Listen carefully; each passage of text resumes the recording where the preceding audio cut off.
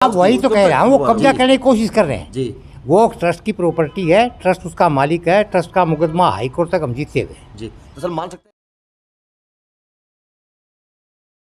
हैं। नमस्कार, मैं अजय और भाई, ये कड़वा सच भी है और ये सत्य भी है इस देश के लिए कि सेठ किरोड़ीमल का नाम आज सुनहरी अक्षरों के ऊपर देश के नक्शे पे लिखा हुआ, क्योंकि जो सेठ किरोड़ीमल ने काम किए वो वास्तविकता में आम लोग सोच भी नहीं सकते।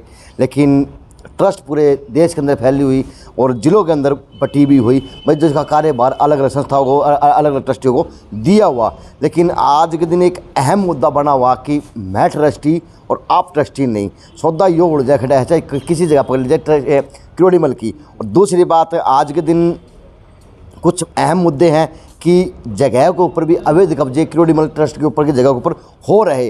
तो सवाल है ट्रस्टियों से ही और अधिवक्ताओं से कि सर किस तरह से निगाह की जा रही और किस तरह से इस चीज़ को देखा जा रहा। नमस्कार सर, आज प्लीज़ बताएं सर क्या मामला है, किस तरह का मामला है? कि मैं किरोड़ीमल ट्रस्ट की तरफ से लीगल एडवाइजर अडॉप्ट किया हुआ है। मैं उनकी तरफ से ये बयान जारी करता हूँ कि जो मनोनी ट्रस्ट अपने आप को कह रहे हैं विजय बंसल, पवन बंसल, विजय टैनी, पवन बंसल एक्सेट्रा, वो कोई भी मनोनीत ट्रस्टी नहीं है। वो आज तक कोई ट्रस्टी बने ही नहीं है।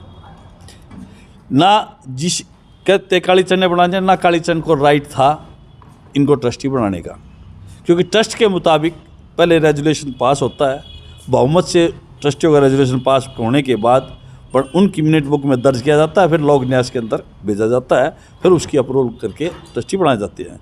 इन्होंने एक कंप्लेंट लेटर देके अपने आप को ट्रस्टी जाहिर किया था, जिसका 27/10/2021 को लोक न्यास रायगढ़ छत्तीसगढ़ ने इनका निरस्त कर दिया गया।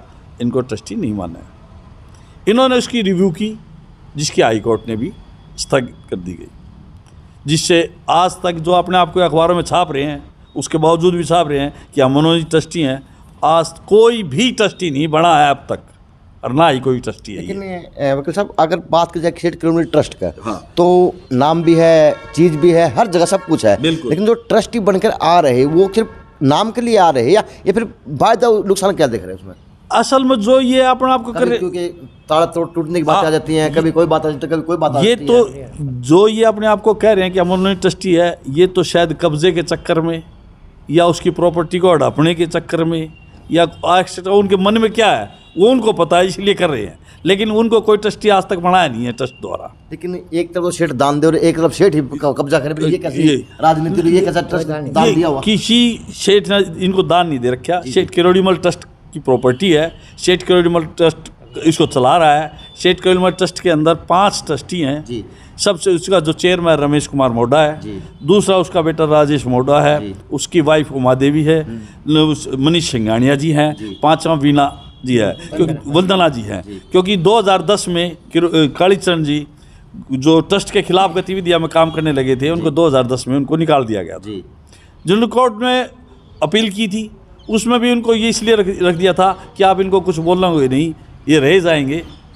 लेकिन उसके 10 से लेकर आज तक कालीचंद जब तक जिंदा थे किसी भी मीटिंग में नहीं आए, कोई उनका लेना देना नहीं था, कुछ भी नहीं था। तो उनको ट्रस्टी कैसे बनाने का राइट है? ये अपने आप को ट्रस्टी कहते फिर रहे, जो आज अपने आप को मनोमत जो मनोनीत ट्रस्टी कह रहे हैं, कोई ट्रस्टी नहीं है, जी। सिर्फ बोकस काम है। मनसा क्या नहीं? इनकी मंशा इसका वो तो उनके अंदर की होगी मेरे ख्याल में, या तो उस प्रॉपर्टी को हड़पने की होगी जी। मंशा उनकी, और तो कोई हो ही नहीं सकती।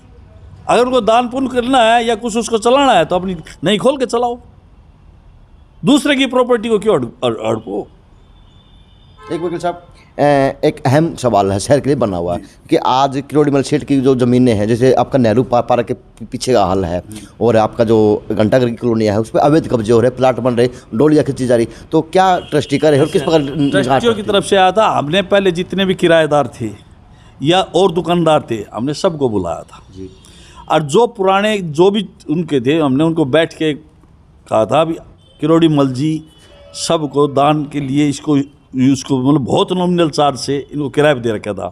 शायद इनके 10-10 साल 15-15 साल हो गए किसी का किराया नहीं बढ़ाया।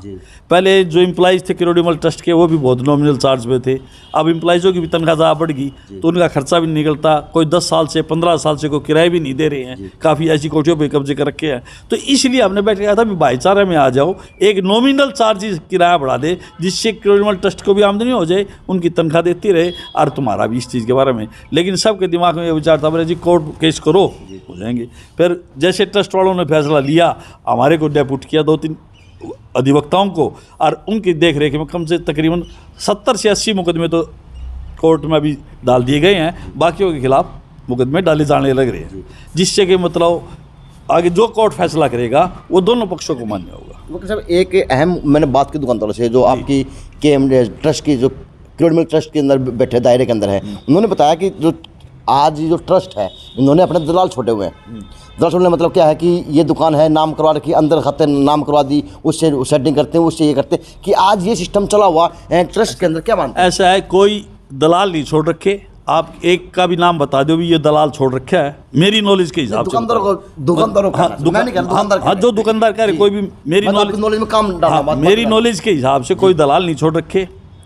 जो दुकान खाली होती है बाकायदा वो खाली के कहता है कि हमें खाली कर दी, लेकिन नाम हो जाती है 5 लाख 10 लाख नहीं, ऐसी कोई बात नहीं है। उसके बाद जो दुआ वो जो भाई लेना चाहता है, जिसकी पहले एप्लीकेशन आई होती है, वो उसको जब उसको देने के लिए ऊपर पहले रजिस्ट्री के पास भेजा जाता है, सेठ के पास, सेठ उसको अलाउ कर देता है तो उसको किराए पे दी जाती है। लेकिन पहले किराया जैसे 200 रुपये था, 300 था, 400 था, अब किराया 4000, 5000, 4500 तकरीबन जो नॉमिनल किराया है वही उनसे लिया जा रहा है। लेकिन हमने ये भी सोचा कुछ आदमी हमारी दुकानों को कोई 30 लाख में बेच के जा रहा है, कोई 35 लाख में बेच के जा रहा है, लेकिन किराया वो चाहता है कि वही 200 रुपये रहे।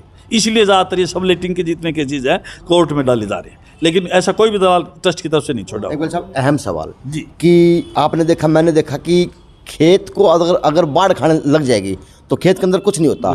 ऐसा सिस्टम आज सेठ किरोड़ीमल ट्रस्ट के अंदर बना हुआ, कोई खा रहा, कोई पी रहा, कोई अडगार भी नहीं ले रहा, कोई अपने ताले तोड़ रहा, कोई ट्रस्टी बनकर को तोड़ा, कोई कुछ करा। तो जो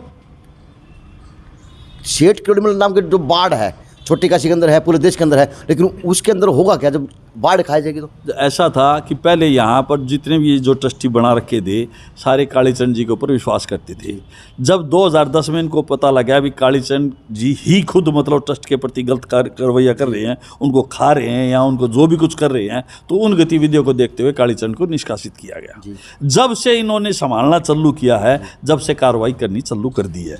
पहले तो जो भी कुछ होता था कालीचंद जी को पता था, इनको तो पता ही नहीं चलता था भी क्या हो रहा है क्या नहीं हो रहा है। इसी तरह किसी किराए लिए ना लिए क्या लिया किसी को नहीं पता था, हमारे को भी नहीं पता था। हमारे को भी जब इन्होंने इंटरव्यून किया, जब हम देख रहे हैं केसों में जा रहे हैं, जब पता लग रहा है कि मकान किसी ने 25 लाख में बेच दिया, 30 लाख में पकड़ी उठा के चला गया, कोई दुकान 50 लाख में बेच गया, पकड़ी उठा के चला, अब सब लेटिंग कर लिया, किसी ने अपने ही मकान नहीं बिल्डिंग बना ली, किसी ने कोई परमिशन नहीं ले रखी, कोई किसी से पूछ नहीं रखा गया, कोई किराया नहीं बढ़ा रखा। जो ट्रस्ट है, अधिवक्ता है, लीगल एडवाइजर है, आप कमजोर हैं कि उन लोगों को हमारे को तो अभी 2 साल से ही एडॉप्ट को लगाया गया है, और 2 साल से तकरीबन हम 90 या 92 मुकदमे हमने डाल दिए। अब कोविड की वजह से तारीखें आगे बढ़ रही हैं और नए केसेस काफ़ी टाइप हुए हैं। अब जैसे कोर्ट खुलेंगे और डरेंगे। अब यह मान के चलो जितनी दुकान, जितने मकान, जितनी जगह जिन लोगों ने कब्जे कर रखे हैं, जिन्होंने किराए नहीं दे रखे हैं या जिन्होंने सबलेटिंग कर रखी है, एक को भी नहीं छोड़ा जाएगा। ताज़ा मामले कब्जे के हों उनको किस प्रकार से कार्रवाई की जाएगी? उसके बारे में उसको तथाकथित उसकी भी हमने कार्रवाई कर रखी है।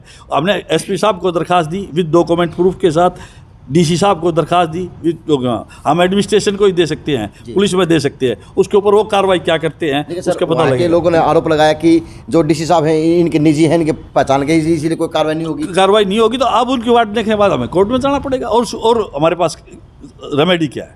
देखिए सर, एक शहर का सवाल है, मेरा सवाल नहीं है कि सेठ किरोड़ीमल की जो नाम की माला है उसको ट्रस्ट पिरो की नहीं रख पा रहा, कहीं ना कहीं माला बिखरी नजर आ रही शहर के अंदर। बिखरी क्या है कि अब तक लोगों की 40 सालों से कोई यहाँ संभालने वाला आया नहीं था, सिर्फ कालीचंद जी जो करते थे वो करते थे। अच्छा। तो सबके दिमाग में ये थी कि कोई संभाल तो रहा नहीं, कि मालिक हम ही हो गए। अब ये ट्रस्टी दोबारा धीरे धीरे यहाँ आना चालू हुए हैं, अब कार्रवाई होनी चालू हुई तो सबके तिलमिलाट शुरू हो रही है। इसलिए वो चाह रहे हैं कि जो भी हमें हड़प लें, जो कब्जा कर लें, हमारा हो जाए। लेकिन किसी का नहीं होगा, देर आए दुरुस्त आए। जो कोर्ट फैसला करेगी वो होगा। अब सारे लगभग 99% सारे केसेस कोर्ट के द्वारा ही। जो अपने आप को मनों में तो ट्रस्टी मान रहे, अब उनके ऊपर किस प्रकार का कार्रवाई होगी और क्या उनको लीगल भी कार्रवाई की जाएगी? उनके खिलाफ भी मुझे पता लगा है कि शायद जल्द से जल्द रायगढ़ के अंदर उचित जो भी कार्रवाई उनके खिलाफ होगी, जो बनती होगी, वो कार्रवाई की जाएगी। किस प्रकार की कार्रवाई मांग करेंगे आप, और किस प्रकार के उनको जो अखबारों के माध्यम से पता चला कि ट्रस्टी वही है, सब काम वो कर सकते हैं? हाँ, तो अखबार में सुर्खियां बनी। हाँ, जो बनी हुई थी उसके सारे डॉक्यूमेंट्स हमने रायगढ़ भेज दिए हैं। अब वहाँ के जो लीगल एडवाइजर उनको करेंगे वो उसके मुताबिक यानी करेंगे। जिन्होंने कब्जा किया हुआ सब चीज़ें सब लिया जाए, सब चीज़ों का कोई भी चीज़ नहीं छोड़ी जाएगी। सब चीज़ को बाकायदा कोर्ट के थ्रू फैसले कराए जाएंगे। जिसके लीगल एक्शन लेना होगा, जिस पर क्रिमिनल केस करना होगा, जिस पर महारानी का केस करना होगा, जो भी बनते होंगे वो बाकायदा किए जाएंगे। तो सर अब मान सकते हैं कि सिटी क्रिमिनल जो ट्रस्ट है उन्होंने अंगड़ाई ले ली और बख्शा नहीं गए? पहले भी ले रखी थी और अब भी काम कर रहे हैं। पहले कालीचरण जी कर रहे थे, कालीचरण जी के इन एब्सेंस अब कालीचरण जी नहीं रहे, तो ट्रस्ट कर रहे हैं सारी कार्रवाई।